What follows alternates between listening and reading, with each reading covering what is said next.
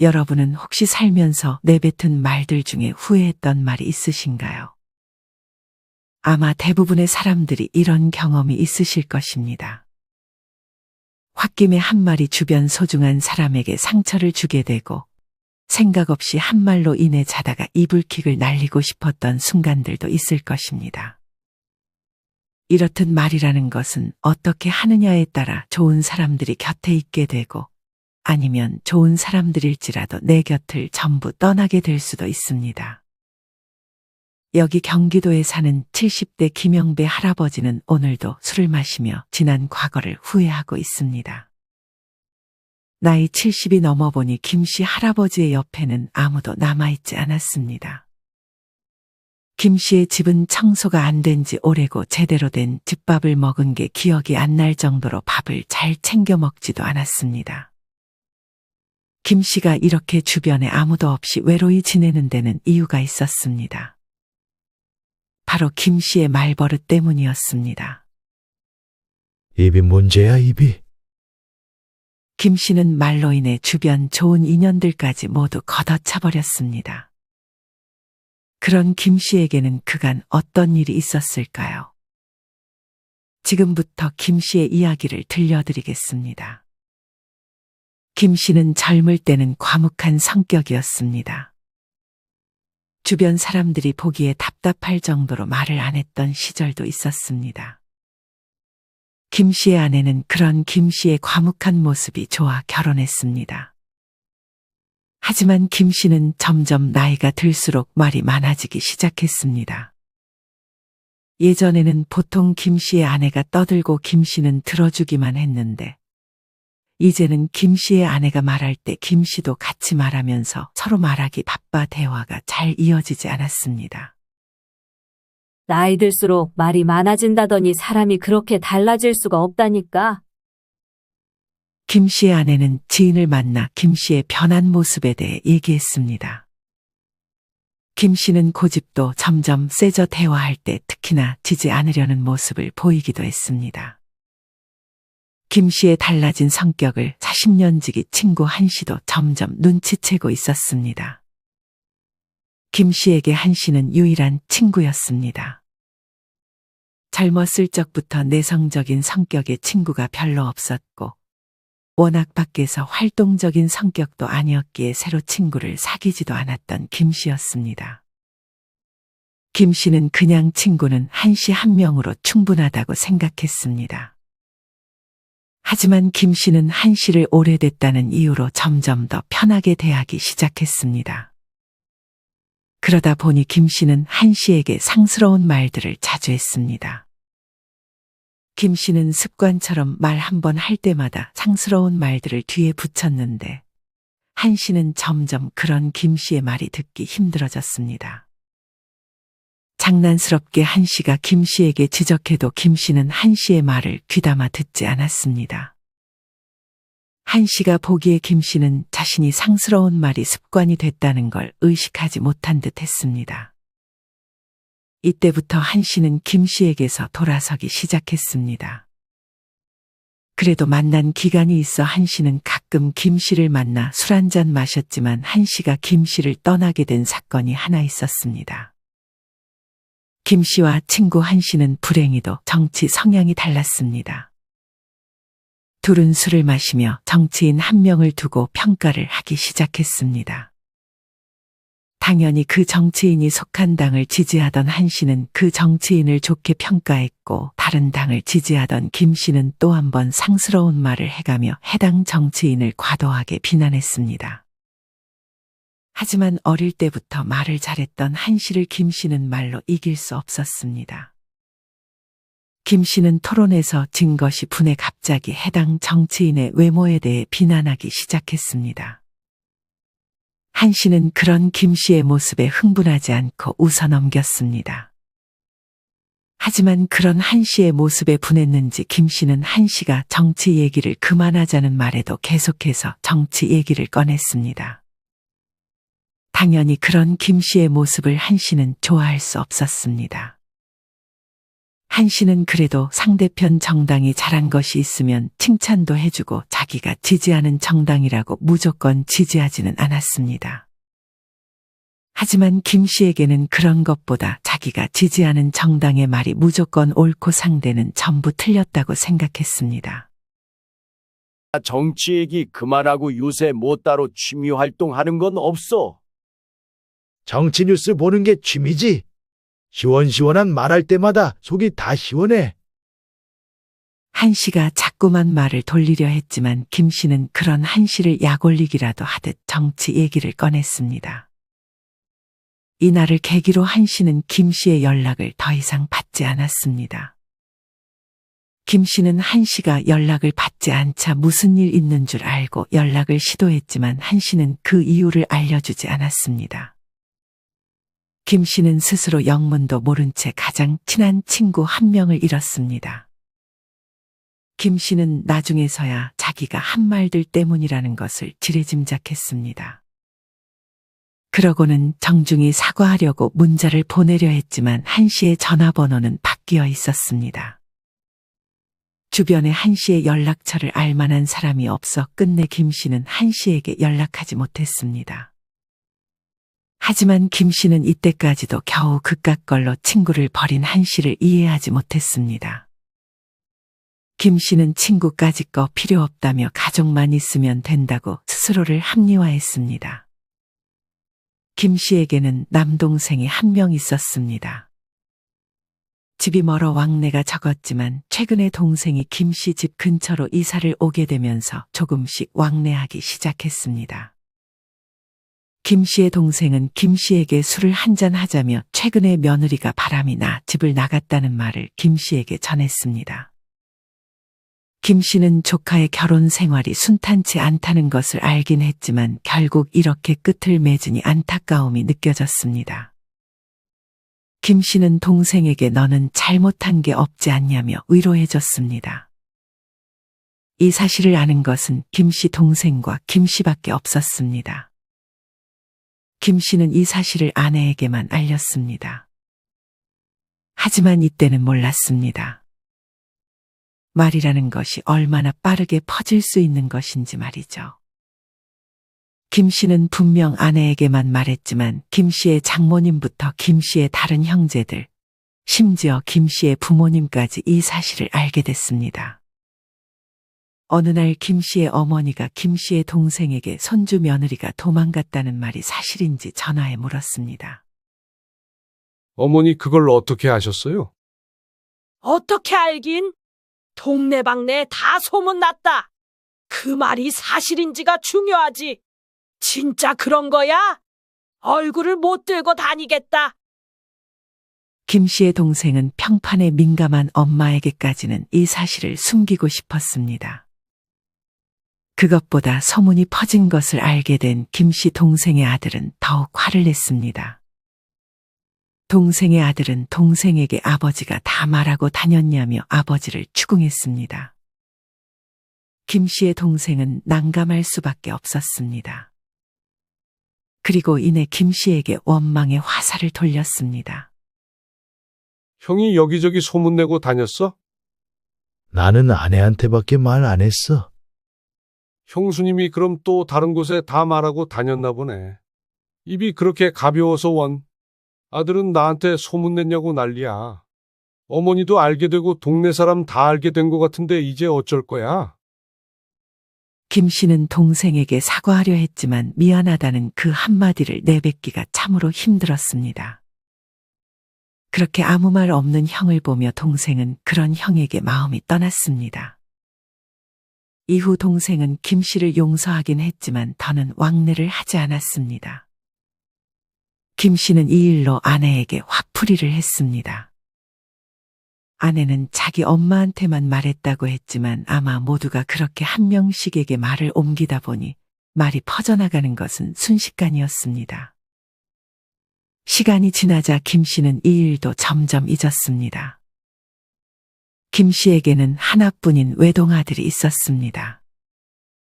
김 씨는 아들을 어릴 때부터 강하게 키우려고 노력했습니다. 따뜻한 말들은 거의 해주지 않고 칭찬에도 인색했습니다. 그리고 나중에서는 해선 안 될 다른 집 자식들과 비교하기까지 했습니다. 김 씨의 아들은 30이 넘은 나이에도 아직 자리를 잡지 못하고 있었습니다. 김 씨는 그런 아들을 답답해했습니다. 네 또래 다른 집 자식들은 다 회사 다니고 결혼도 했는데 넌 언제 독립해서 살 거야? 사실 이날은 김 씨의 아들이 회사 면접에서 불합격 통보를 받은 날이었습니다. 안 그래도 예민했던 아들은 김 씨의 그 말을 듣고 화를 참지 못했습니다. 아들은 김 씨에게 소리치며 방에 있던 캐리어를 꺼내 옷을 챙기기 시작했습니다. 같이 있던 김 씨의 아내가 말렸지만 아들은 자신의 행동을 멈추지 않았습니다.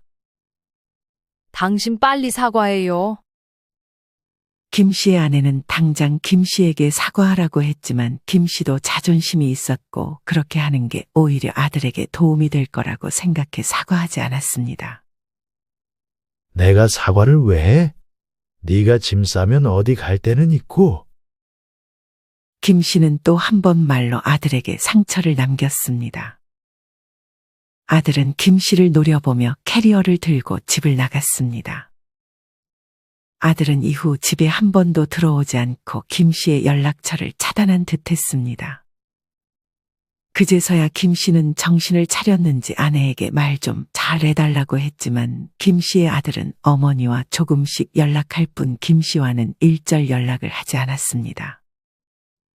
시간이 흘러 김 씨는 아내에게서 아들이 취직에 성공했고 결혼식을 올릴 예정이라는 말을 들었습니다. 김 씨의 아들은 결혼식이 있기 얼마 전 아버지에게 연락했습니다. 하지만 김 씨는 오히려 그런 아들에게 서운한 감정이 있었습니다. 아들의 입장에서 생각하려 하기보다 자기의 마음을 알아주지 않는 아들을 원망했던 것입니다. 결혼식을 무사히 마치고 김 씨는 아들 며느리와 밥을 먹으며 서운했던 감정을 내비쳤습니다. 그런 김 씨의 모습에 아들은 억지로 미안하다고 했습니다. 이때 김 씨는 아들과의 관계가 좋아졌다고 생각했는지 하지 말아야 할 말을 또 한 번 하고 말았습니다. 네 나이대 부부들은 다들 돈도 열심히 벌어놨을 텐데 넌 언제 돈 모아서 아이 낳고 할래? 뒤처지지 않으려면 아껴 살면서 부지런히 모아. 김 씨가 한 말의 의도 자체는 나쁜 것이 아니었지만 남과 비교하는 말 습관을 이날도 김 씨는 고치지 못했습니다. 이 말을 들은 김 씨의 아들은 표정이 굳어지며 얼른 식사 자리를 마무리하고 집으로 돌아갔습니다. 아내는 김 씨에게 실수를 했다고 눈치를 줬지만 이미 꺼낸 말은 주워 담을 수 없었습니다.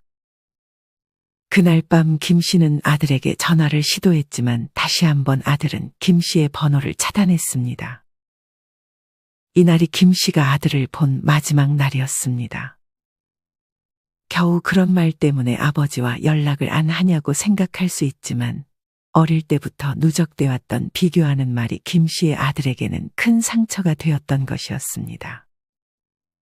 김 씨는 그렇게 아들과 거의 연이 끊어지다시피 했습니다. 김 씨는 이때까지도 자신의 말과 행동을 돌아보기보다는 주변을 탓했습니다. 그러고는 세상에 그냥 아내 한 명만 있으면 된다고 생각했습니다. 그래도 아내와 하루 종일 같이 있을 수는 없어 김 씨는 처음으로 무언가를 배우러 주말에 복지관으로 향했습니다. 김 씨는 남들과 어울리는 성격이 아니었지만 걱정과 달리 그곳에 좋은 사람들도 있었고 무언가를 같이 배울 수 있다는 사실이 흥미로웠습니다. 김 씨는 복지관에 가서 탁구도 배우고 외국어도 배우며 또래 사람들과 어울리기 시작했습니다. 사실 김 씨는 이때 아파트 청소 일을 하며 남은 빚을 갚고 있었습니다. 김 씨에게는 아직 아파트 대출금이 남아 있었고 은퇴 후 퇴직금으로 자영업에 도전했지만 반년 만에 문을 닫아 빚이 더해졌습니다. 김 씨는 그래도 운 좋게 아파트 청소 일을 할 수 있었고 평일에는 일을, 주말에는 복지관을 다녔습니다. 복지관 사람들과 이런저런 얘기를 하다 김 씨는 자기도 모르게 은퇴 후 차린 가게가 잘 안 돼 빚이 있다는 얘기를 했습니다. 그러면서 경제적으로 힘들다는 말을 했는데 주변에 있던 사람들이 김 씨가 말할 당시에는 고생 많았겠다며 안쓰러워하는 말들을 건네더니 점점 김 씨를 무시하는 듯한 행동을 하기 시작했습니다. 점점 어떤 얘기를 할 때 김 씨를 빼놓고 얘기를 하기도 하고 김 씨의 옷차림에 대해서도 수근거리기 시작했습니다. 옷을 저런 걸 입고 나오네요. 그래도 좀 깔끔하게 하고 다니시지. 귀가 밝았던 김 씨는 그 말을 듣고 자기도 한 소리 하려고 했지만 괜히 더 비참해질 것만 같아 그냥 못 들은 척해야 했습니다. 그리고 소문이 퍼졌는지 강사들마저 김 씨에게는 대충대충 가르쳐 주기도 했습니다. 김 씨는 그제서야 자신의 결점을 거리낌 없이 드러낸 것을 후회했습니다. 이후 김 씨는 더는 복지관에 나가지 않았습니다. 김 씨에게는 이제 정말 아내 말고는 주변에 아무도 남아있지 않은 듯 했습니다. 이때부터 김 씨는 아내가 집 밖을 나가는 것을 싫어하기 시작했습니다. 내성적인 김 씨와는 달리 외향적이었던 김 씨의 아내는 모임만 무려 7개 정도 가지고 있었습니다. 그래서 거의 매일 외출하기 일쑤였습니다. 김 씨는 이제 친구도 안 만나고 복지관도 안 가니 집에만 있는 시간이 길어지자 아내에게 집착하기 시작했습니다. 또 나가? 그렇게 나가서 돈을 다 쓰면 빚은 다 언제 갚아? 천천히 갚아 나가면 되죠. 저도 나가서 알바하잖아요. 새삼스럽게 왜 그래요? 그야 혼자 있으면 심심하니까 그러지. 하지만 아내는 그런 김 씨의 말에도 모임을 계속 나갔습니다. 김 씨가 집에 있는 시간이 길어지자 김 씨는 아내와 다투는 날이 많아졌습니다. 하지만 김 씨는 항상 아내와 싸울 때 이혼하자는 말을 쉽게 꺼내는 버릇이 있었습니다. 초반에는 아내도 그냥 하는 말이라고만 생각하고 참았지만 계속 싸울 때마다 이혼하자고 하니 정말 이혼이 하고 싶어졌습니다. 이날도 모임을 가는 것을 두고 다투다가 김 씨는 또 한 번 이혼하자는 말을 꺼냈습니다. 그렇게 자꾸 나갈 거면 이혼해. 혼자 살면 당신 나가든 말든 신경 안 쓸 테니까. 그래요, 이혼해요. 밥 차려주는 것도 지긋지긋했는데 잘 됐네요. 이때도 김 씨는 자기의 자존심을 굽히지 않았습니다. 김 씨는 아내가 설마 진짜 이혼을 하겠다고 할 줄 모르고 이혼 서류를 가져와 도장을 찍으라고까지 하며 강경하게 나갔습니다. 김 씨는 이혼 서류를 들이밀면 아내가 겁낼 줄 알았지만 아내는 정말 이혼 서류에 도장을 찍었습니다. 아내의 말을 들어보니 언니의 집에서 머무르려는 것 같았고 이미 이혼 준비를 모두 끝내놓은 것 같았습니다. 서류를 들고 같이 법원에 가자는 아내의 말에 김 씨는 이런저런 변명을 하며 법원에 가는 것을 피했습니다. 이혼을 해주지 않자 아내는 짐을 싸고 바로 언니의 집으로 향했습니다.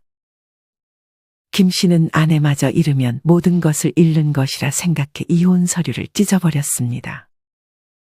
하지만 집을 떠난 아내는 더 이상 김 씨의 집으로 다시 돌아오지 않았습니다. 김 씨의 아내는 아주 가끔 와서 청소도 해주고 반찬도 차려줬지만 그런 아내에 대한 원망이 커져갔던 김 씨는 아내가 올 때마다 또 한 번 심한 말들을 퍼부었고 아내는 이제 아예 김 씨의 집에 오지 않았습니다.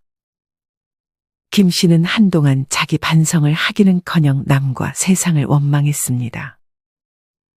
그렇게 혼자 폐인처럼 살다 오랜 시간이 지나서야 자기가 내뱉은 말 때문이었다는 것을 깨달았습니다.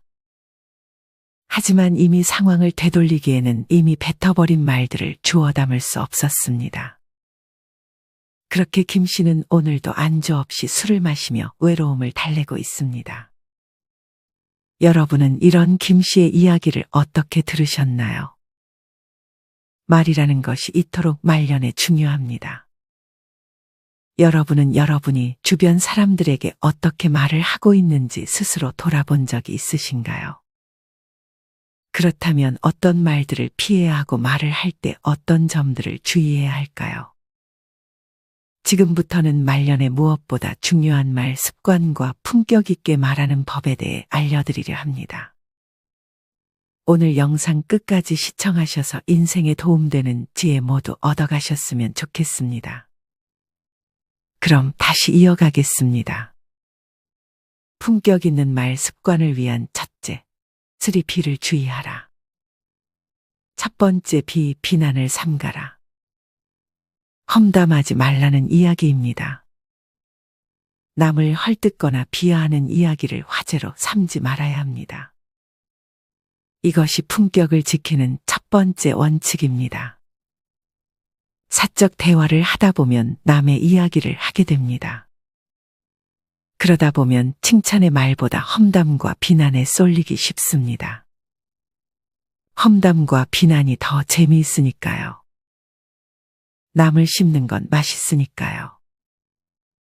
그게 인간의 보편적 심리입니다. 그러나 그 재미에 빠지면 수렁에 발을 들여놓은 것과 같습니다. 수많은 성각자, 철학자들이 험담을 하지 말라고 경고한 것은 그만큼 위험성과 해악이 크기 때문입니다. 두 번째 B, 비밀을 누설하지 마라.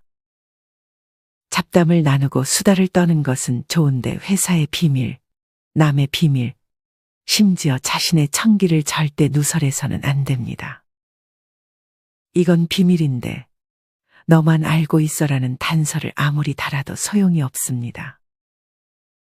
그런 단서를 붙이는 순간 비밀은 해제됩니다.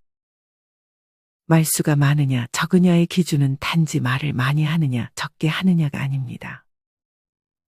해서는 안 될 말을 하느냐 아니냐에 달려 있습니다. 과묵한 사람이란 단순히 말수가 적은 사람이 아닙니다. 비밀을 지키는 사람이 진짜 과묵한 사람입니다. 세 번째 B, 비집고 들어올 틈을 줘라. 잡담을 많이 하면 수다쟁이가 됩니다. 수다쟁이란 말 자체가 이미 품격을 상실한 단어입니다. 수다쟁이의 특징은 단지 말이 많은 것이 아니라 혼자서 말을 독점한다는 데 있습니다. 독점하지 않으면 수다쟁이란 비난을 들을 까닭이 없습니다. 그러니 잡담을 할 때는 상대가 비집고 들어올 틈을 주는 것이 품격을 지키는 지혜입니다. 숨을 고르면서 말하세요. 즉 상대방도 말할 기회를 주세요. 1, 2분쯤 말했으면 잠시 숨 좀 돌리고 상대방도 대화의 장으로 비집고 들어올 틈을 줘야 합니다. 그래야 말을 주거니 받거니 하게 되고 대화가 됩니다. 품격 있는 말 습관을 위한 두 번째, 혹시 짜증 화법 아닌지 스스로 돌아보자. 대화를 해보면 가슴이 뻥 뚫리듯 시원한 사람이 있는 반면에 대화할수록 속이 답답해지는 사람이 있고 더 나아가 짜증을 유발하는 사람도 있습니다. 시원한 화법을 사이다 화법, 답답한 화법을 고구마 화법이라고 합니다. 그럼 짜증을 유발하는 화법은 짜증화법입니다. 그럼 어떻게 말하는 게 짜증화법인지 따져보겠습니다. 짜증화법에는 다음 4가지 특성이 있습니다. 첫째, 말 가로채기. 대화할 때 짜증을 유발하는 으뜸은 말을 가로채는 사람입니다. 상대의 말을 끝까지 듣지 못하고 중간에 끼어듭니다. 성급하게 틈만 나면 말을 가로채서 훅 들어옵니다. 이러면 운전 중에 끼어들기를 당하는 것처럼 신경질이 나는 건 당연합니다. 짜증이 솟구칩니다. 때로는 말을 좀 끝까지 들어봐라는 소리를 들을 수 있습니다. 둘째, 토달기. 무슨 말을 하면 꼭 토를 다는 사람이 있습니다. 대화란 협상도 논쟁도 아닙니다. 그냥 떠드는 수다, 잡담이 주류입니다. 그러니까 따지고 자시고 할 것도 없습니다. 말에서 즐겁고 들어서 기분 좋으면 그만입니다. 그러니 대충 넘어가는 게 좋습니다. 그런데 그게 아니지. 말도 안 되는 소리 운운하며 깐깐하게 따지면서 토를 타는 사람이 있습니다. 그나마 옳은 판단, 좋은 지적이면 참을 수 있는데 그것도 아닙니다.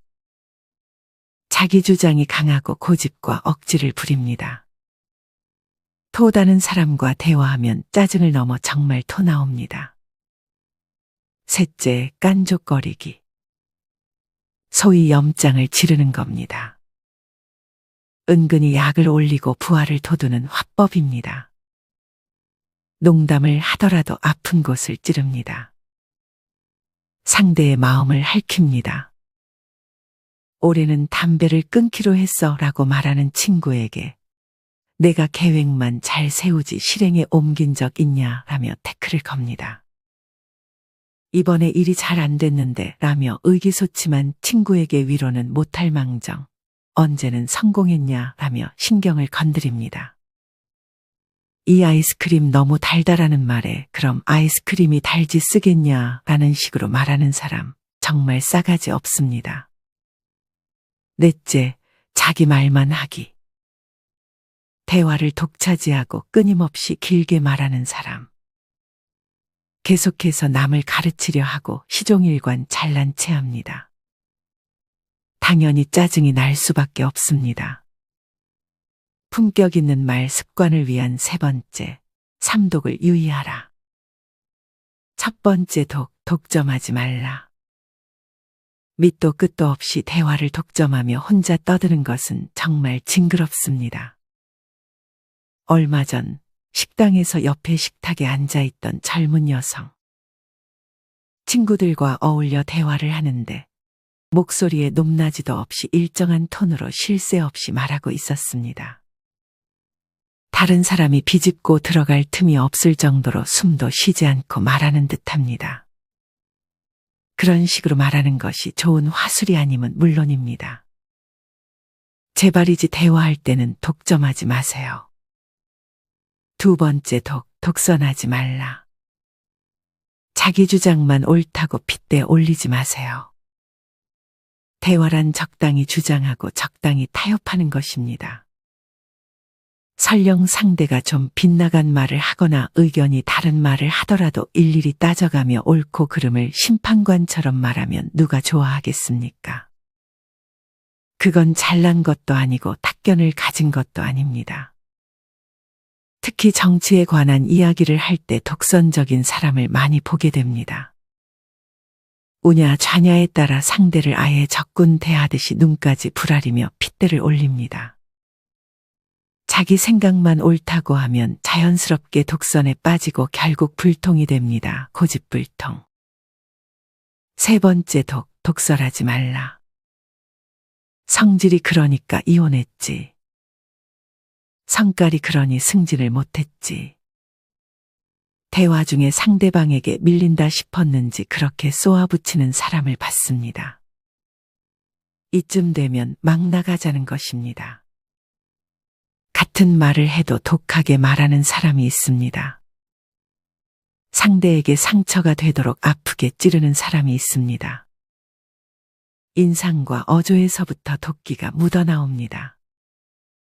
대화는 말을 부드럽게, 내용도 부드럽게 하는 게 좋습니다. 대화에서 당신이 밀린다 싶으면 밀려주는 겁니다.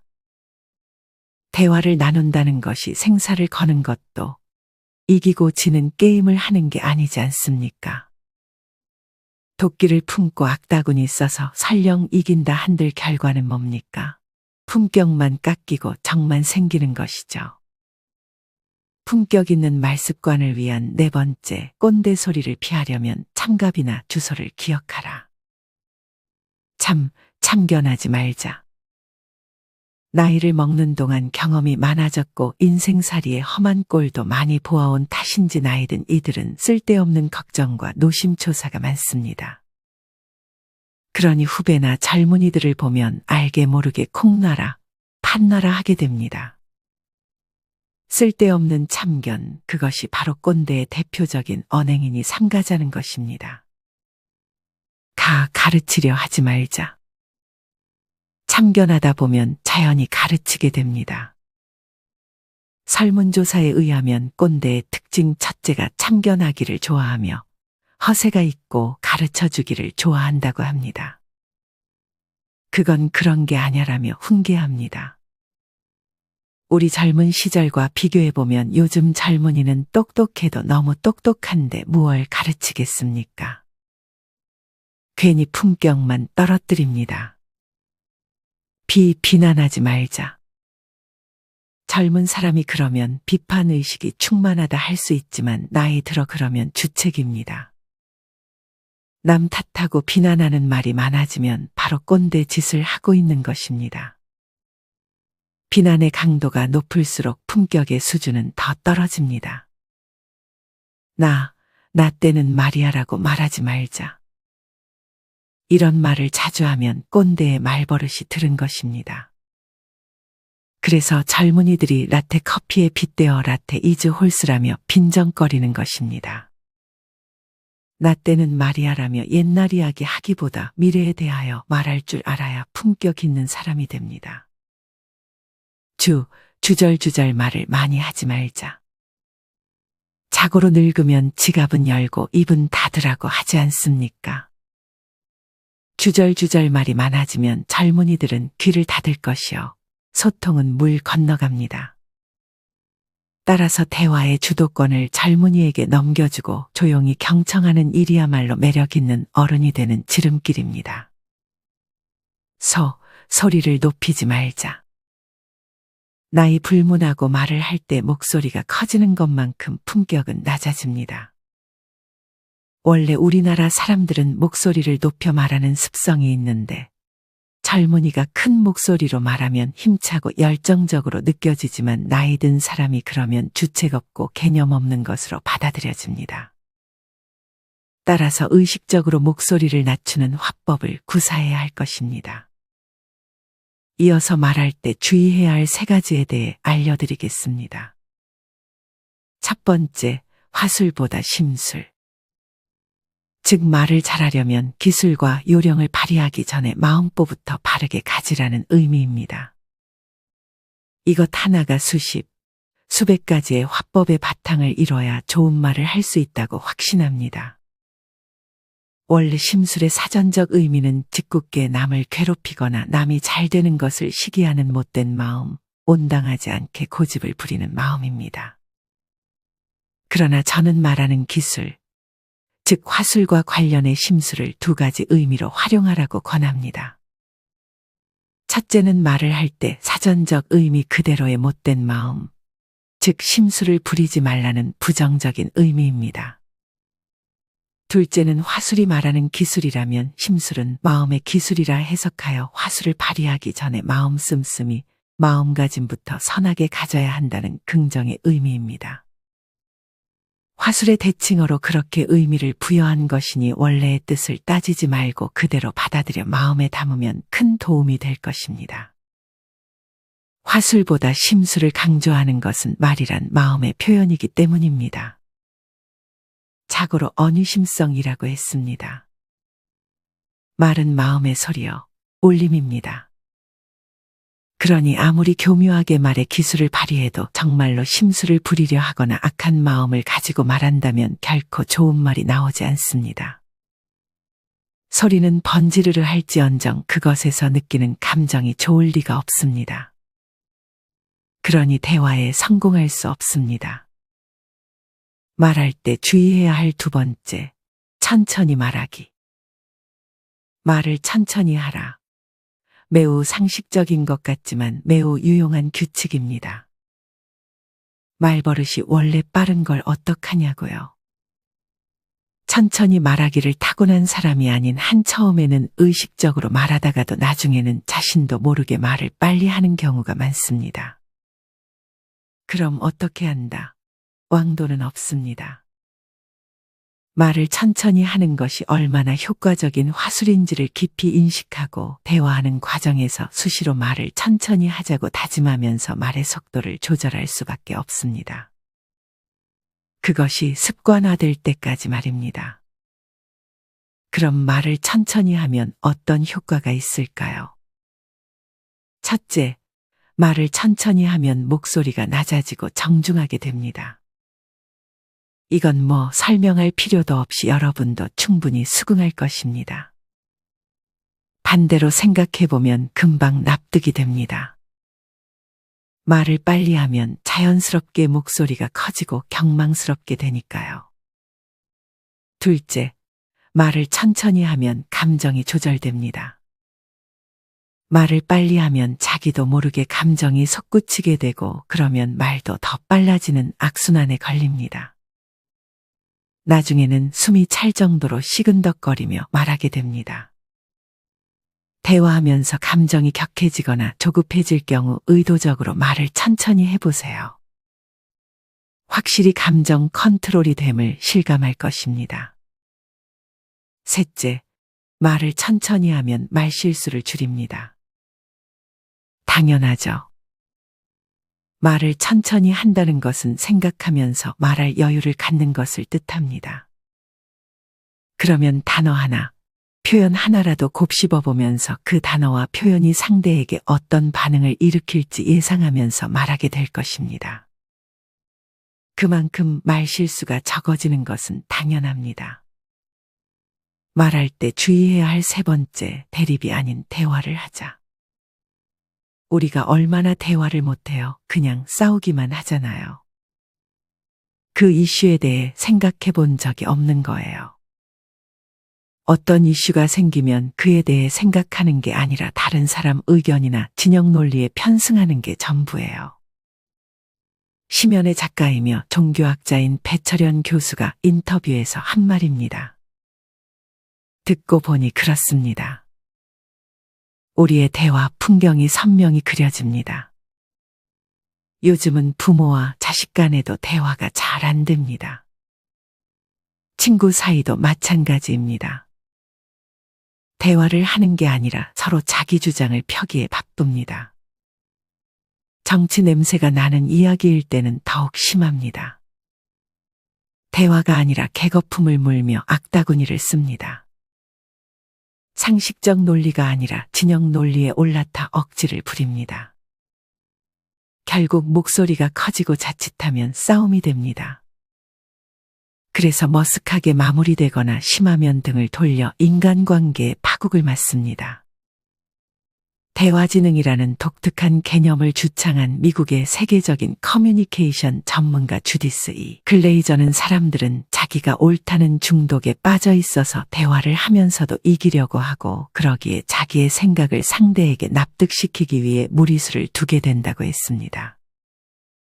그렇게 되면 편도체라는 원초적 두뇌가 작동하여 뇌가 닫혀버리고 소통은 불가능해진다는 것입니다. 더욱이 대화의 상대가 지위가 더 높으면 말하기, 설득하기, 고함치기 신드롬에 빠지게 됩니다. 소통이란 대화 능력입니다. 품격 있게 통하는 말하기입니다. 그것이 대화다운 대화, 제대로 된 대화를 하는 것입니다. 여러분의 대화는 어떤지 진지하게 점검해 보세요. 아직도 대화보다 대결에 익숙하다면 그리고 내 편에 따라 핏대를 올릴 정도라면 대화법을 넘어 세상을 잘못 살았다고 해도 과언이 아닙니다. 대화도 제대로 못하면서 무엇을 제대로 할 수 있을까라고 스스로에게 물어볼 때입니다. 말의 품격을 언격이라고 합니다. 그런데 어느 한자를 다른 것으로 바꾸면 여러 가지 의미 있는 변화를 가져옵니다. 속되고 사납고 상스럽게 말하는 것은 사나울 언격이요. 거칠고 예의 바르지 않으면 예의 바르지 않을 언격이 됩니다. 반면에 선비다운 기품과 신중함을 갖추면 선비 언격이 되고요. 같은 말, 언의 격이라도 이렇게 차이가 납니다. 말의 품격, 언격은 곧 인격입니다. 그러니 어떻게 말하느냐에 따라 고스란히 인격이 드러납니다. 세상이 막말로 혼탁해지긴 했지만 그럴수록 언격의 가치를 성찰하며 익숙한 것과의 결별을 시도해야 합니다. 공자는 일찍이 한마디 말을 하기 전에 3번을 생각하라며 3, 4, 1원을 강조했습니다. 좀 더 신중한 말, 책임질 수 있는 말을 하기 위해 3번쯤 깊이 생각을 다듬으라고 했는데 그 3번 중에 1번 정도는 나의 언격은 어떤지, 말의 품격은 괜찮은지 할애하는 것은 어떨까요? 오늘 영상 내용에서 공감되는 부분이 있으신가요? 공감이 되는 부분도 있고 그렇지 않은 부분들도 있을 것입니다. 만약 공감이 되는 부분이 있다면 내 삶에 한번 적용을 해보는 것은 어떨까요? 영상을 다시 한번 시청하시며 나의 말습관에 대해 생각해보는 시간을 가져보시길 바랍니다. 이상으로 오늘의 영상을 마치겠습니다. 우리 모든 구독자분들의 행복한 여생을 응원합니다. 다음에 더 좋은 내용으로 찾아뵙겠습니다. 감사합니다.